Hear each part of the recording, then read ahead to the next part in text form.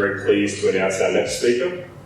Cultural leader Adrian Burragubba is a traditional owner of the Wangan and Jagalingou country in central Western Queensland. An internationally renowned musician and activist, Adrian has been a constant presence at Brisbane's Queen Street Mall and on Capel Avenue in Surfers Paradise, where he performs traditional music and spreads his message of activism to his community and beyond. He has stood up for his people and his beliefs against injustice and is currently fighting to preserve the integrity of the Wangan and Jagalingou native title against the proposed Adani Carmichael coal mine.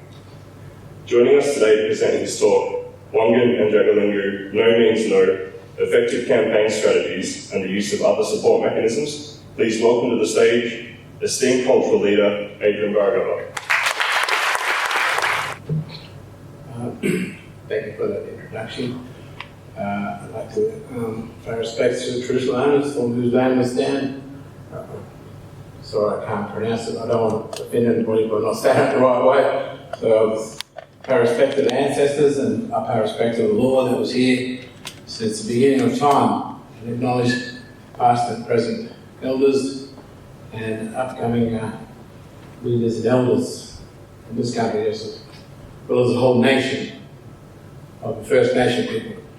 I just like to thank Victoria and Olivia for trying to get me here. It took a lot of hard work. I know I've been busy out there on the front line, doing what I think, my conscience tells me to do. And I would like to just sort of begin with saying that we've always been classed as protesters, you know what I mean? But we're not protesting anything. We're contesting. We're contesting the British colony and the British colonial system and the British laws and quasi-British Australian Commonwealth and all those things that try to subjugate our people, our history, and our story of who we are as people. It's a constant reminder every day when we open our eyes that we have a contest, and the contest is to try to prove who we are. But we don't have to do that, because we know who we are, we know where we come from, we know our ancestry. And this has been a problem all the time. Governments are trying to annihilate us and wipe us out. And for what I have to offer to people in this nation, First Nations people, and to this conference is that our people have, well, I'll give you a little bit of background to who I am. That I have not only just a bloodline connection to my country, in Wangan and Jagalingou country, where Claremont runs out to the Great Dividing Range at the Alpha and down to Capella. I also would say that from the time that the British first encroached upon our land 155 years ago, my great-grandfather was there, and my great-grandfather, through his son and through my father, always maintained that we have our hereditary title to that land. We're not native title applicants or native title claimants. We're not native title anything. We don't belong to this country. They don't own us. They continue to try to describe who we are, first as blacks, then Aborigines, then Indigenous, then something else. They're trying to find something else to control us. They name you, they control you. That's why we're going to say, oh, our brother man, he said who he is. It's people. And like Auntie there, people. We're the revolutionaries, because this is a revolution of thinking, and we're in it. And I only stand on the shoulders of those great leaders that went before me and showed me the way. We still have some of them living today, and I'm in awe of their presence as well. because I would not have been here today unless my father walked off that Sherbrooke mission and said, if you don't make me a citizen here, I'm leaving this mission. And he went to Brisbane. Just like my father and my grandfather, who opposed the colony, who opposed being subjected to the Aboriginal Protection Act, I stand the way they stood. And because of those principles, because I stand in that memory of my father, my grandfather, and great-grandfather, our tribal council appoints me as the leader and the spokesperson for the Wangan and Jagalingou Family Council. And when I speak, I don't speak for man, woman, or child. I speak for the land, where my ancestors come from. I speak for the law, which is there, still in the land, which is the first law, which is best in time, which is the best law.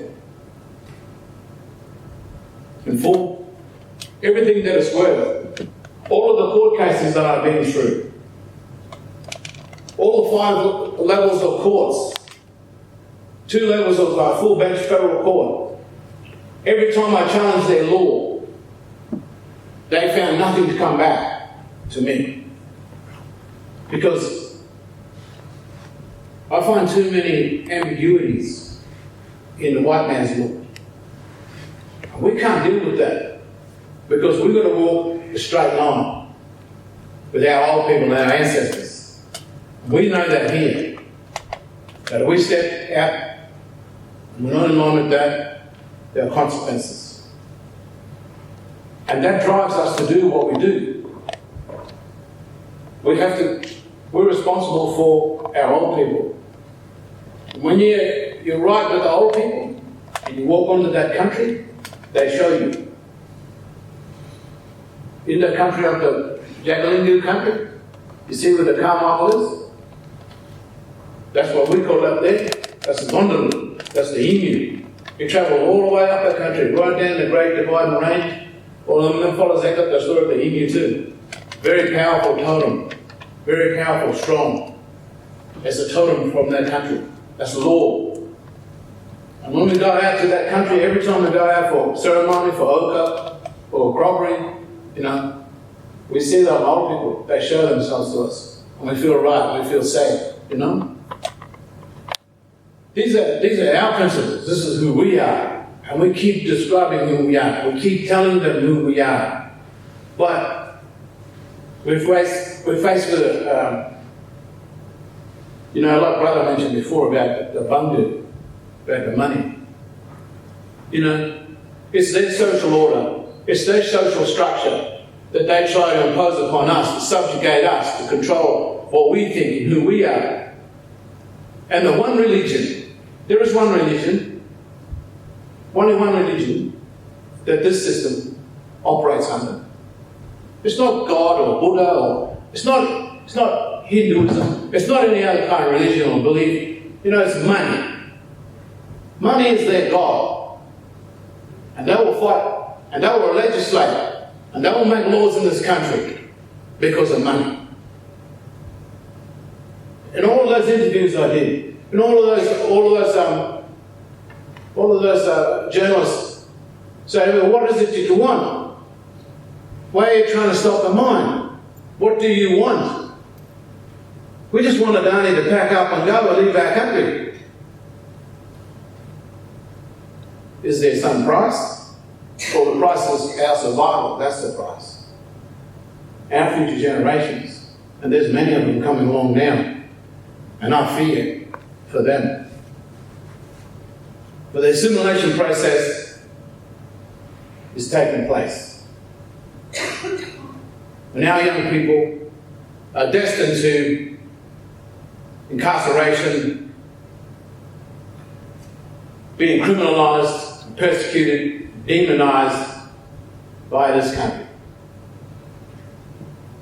Even though I stood saying that I'm a spokesperson for the Wangan and Jagalingou Family Council, and I say that wherever I go now because my people are appointing me that.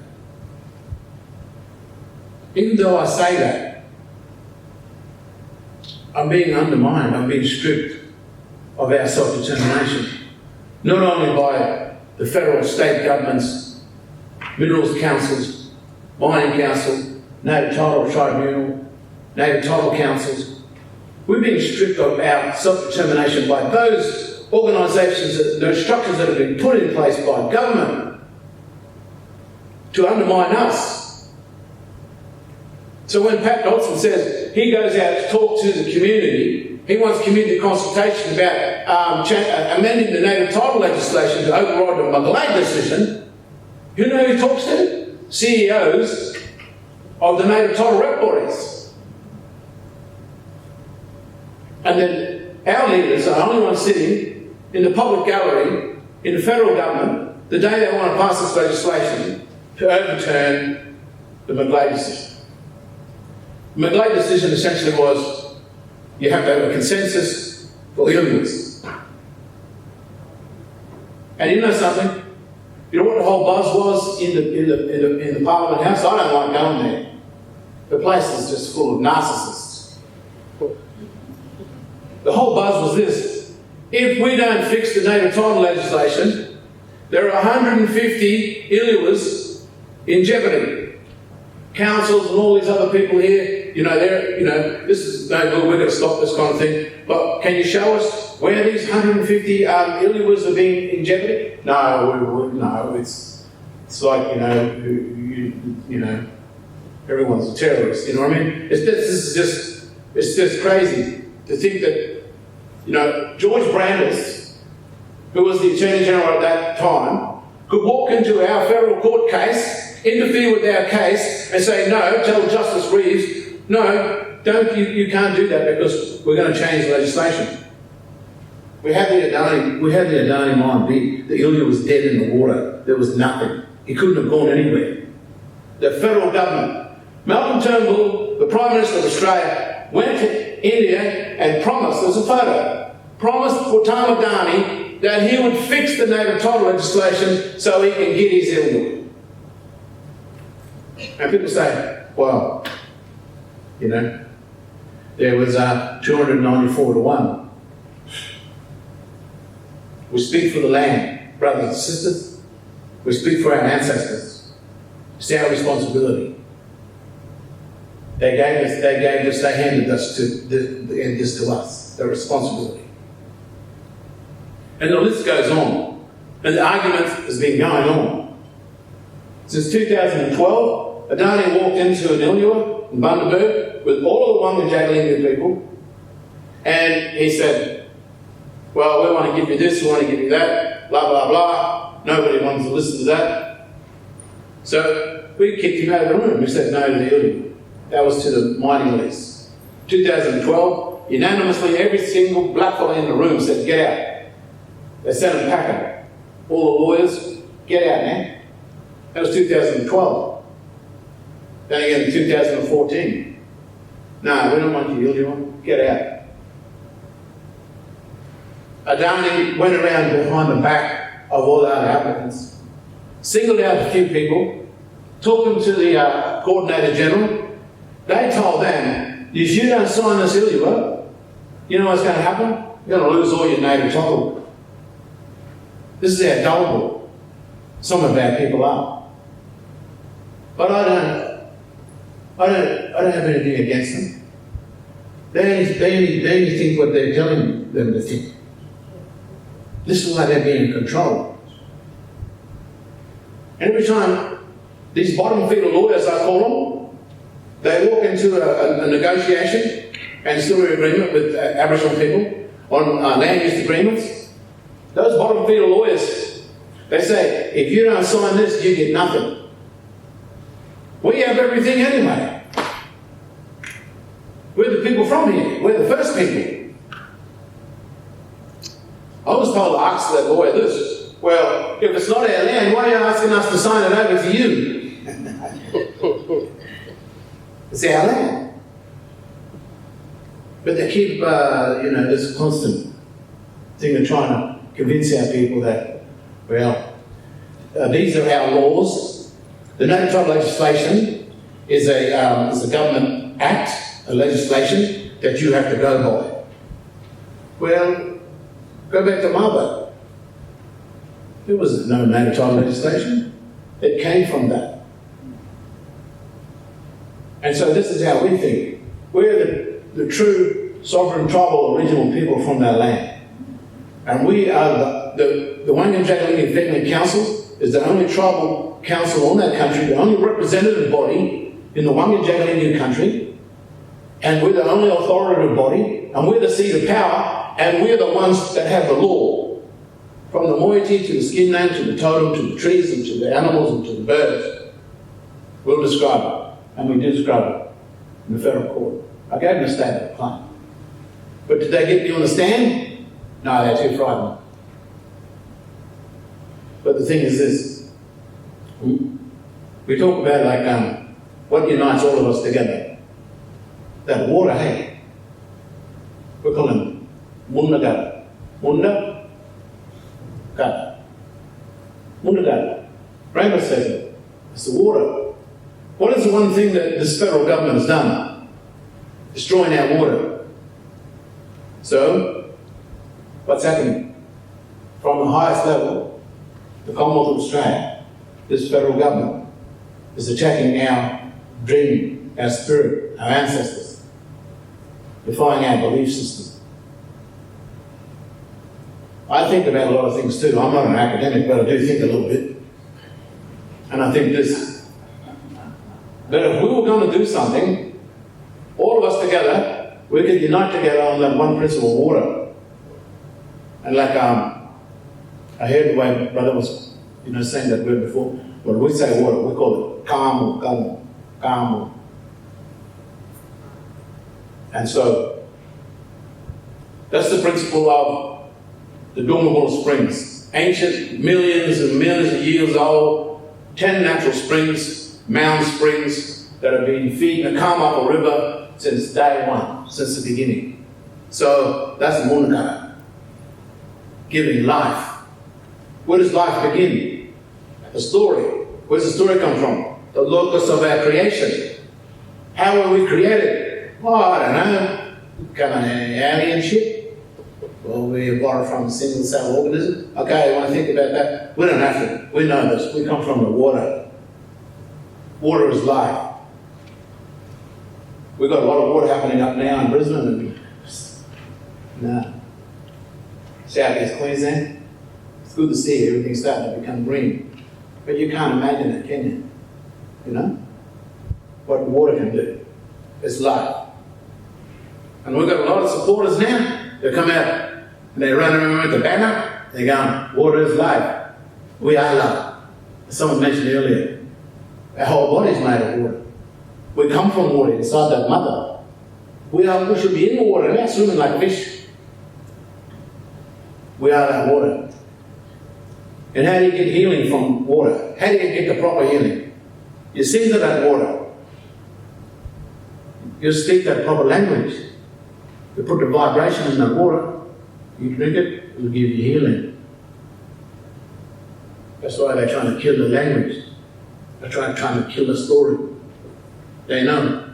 Most studied people in the whole world, Aboriginal people, they know. They got all their little minions and all their little protectors out there going around trying to devise ways of stopping brother man and stopping me and stopping all of us Murrays out there. Those other Murrays who are standing up. Or those ones that want to stand up, they're too frightened now.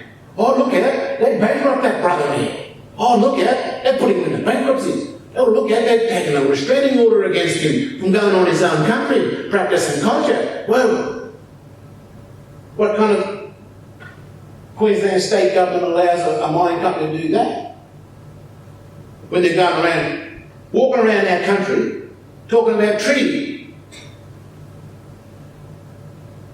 Well, it's like Anastasia Palaszczuk and why are they talking about having a treaty with those people?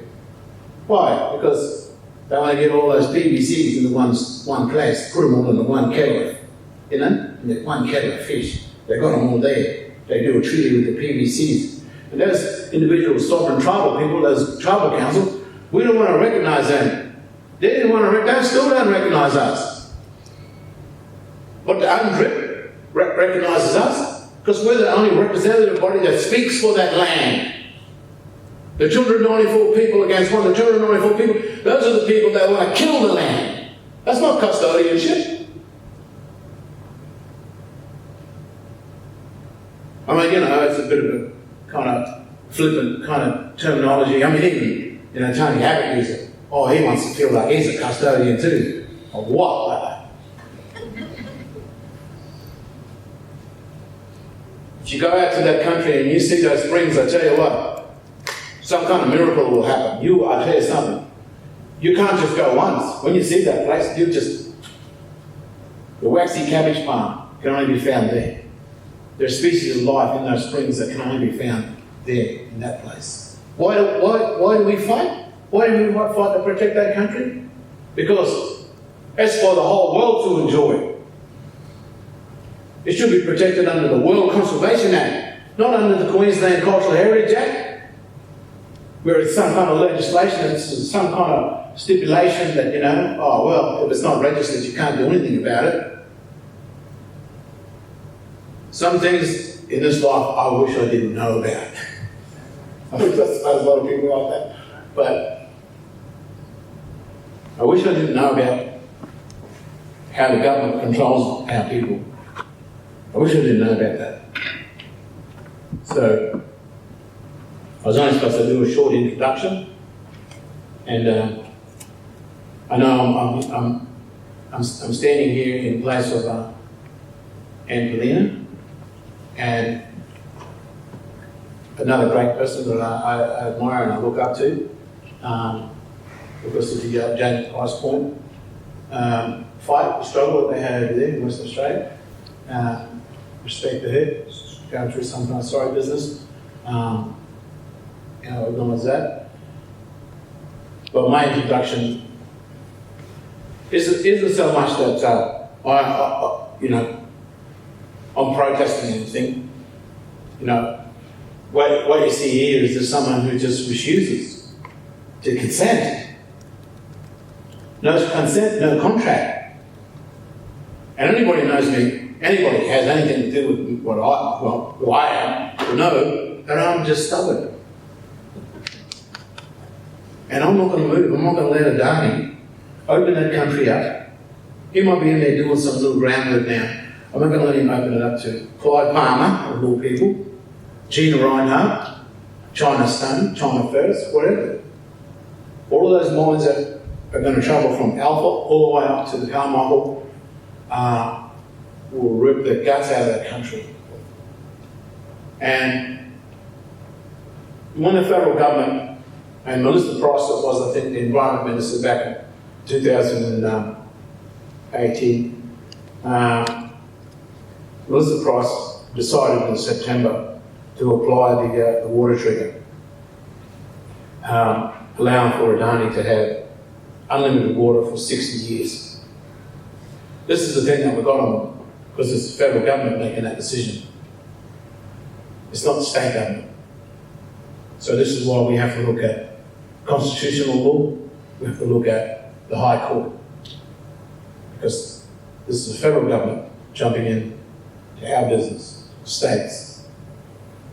So I wanted to say that why this is important. We're gravely concerned about the push by Adani and the Queensland federal governments to open up the Carmichael and on our traditional homelands.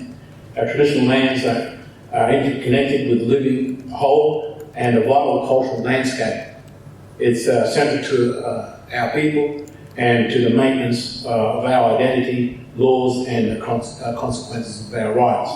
If the Carmichael mine were to proceed, it would tear the heart out of our land, and the scale of this mine means it would have devastating impacts on our native title rights and interests, the ancestral lands and waters, and our totemic beings and animals, and the environment and our cultural heritage would be polluted by draining billions of litres of groundwater and obliterate the important natural spring system and aquifers that would potentially wipe out threatened and endangered species. Would literally have a huge black hole in the ground, monumental in proportion. Where there was once our homelands, these effects are now irreversible, and our land will be disappearing. Nor would the direct impacts be limited to our lands, but they would have cascading effects on the neighbouring lands and waters of other traditional owners and other landholders in the region. And the mine would cause damage to the climate, with the burning of coal unleashing a mass of carbon into the atmosphere and propelling dangerous global warming. We could not, in good conscience, consent to such wholesale destruction, nor could we allow such a project to contribute to the dire unfolding effects of climate change that possess such great risks for all peoples. We know that many other people who care deeply about conserving and preserving our natural places, our vital water resources, and the great flora and fauna of central Queensland, and a health planet share our concerns about this mine. And we just ask everybody wherever we go to help support, to defend our country, because no means no. Thank you very much.